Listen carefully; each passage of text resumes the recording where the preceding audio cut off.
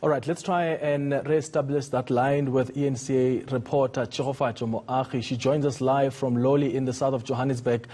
Protests there have broken, Tsecho. I was saying to you earlier that it looks like the MEC and the Johannesburg mayor won't be addressing those residents as expected.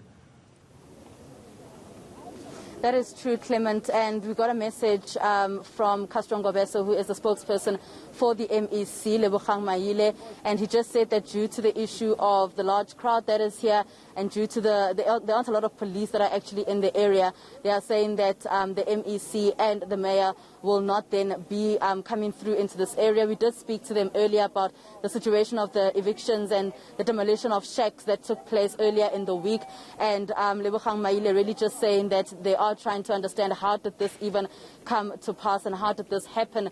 And as you can see, a large a crowd that is here around me, a lot of people have voiced their unhappiness at the fact that the MEC has decided not to come together with the mayor, have decided not to come this direction. They did say that they would be addressing and speaking to the community, but now it seems like that is not going to be the case at all. But joining me is Marge Cass. She's the community leader of this particular area, just to give us details about what then the way forward would be for this community. Marge, thank you so much for your time. So just give us details as to what the way forward then would be for this community, and really how are residents feeling that they've been disappointed and let down by government?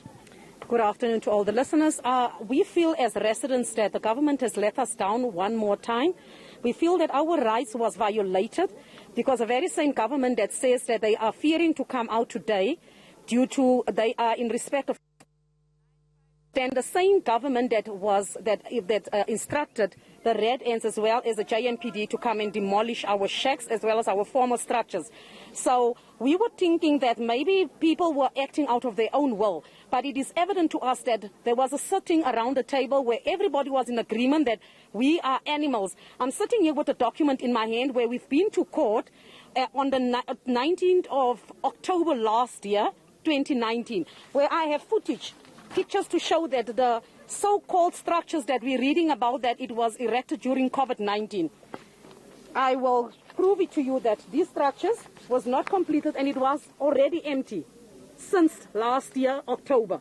So which structures was erected? So what are they actually saying then? If the people could erect structures during the COVID-19, where did they buy the material from? For you to erect a structure or to build a house, you need to be able to obtain material from a place where they're selling it from, your cash bills. All those places were closed. And where was the police? How did they police us to leave us to buy these things and come and erect our shacks? So what they are saying is the government has got money, which is our resources, our hard-earned money, that they are using to come and violate, because the way the Red Ants came in, they came in on a gangster-like attitude. There was no approach, there was no court order. We as a community, and we feel that we are not being respected. The money that they are having currently, the country, could they not have taken that resource and fed our instead? Because nobody erected the structure during that time. The structures were here.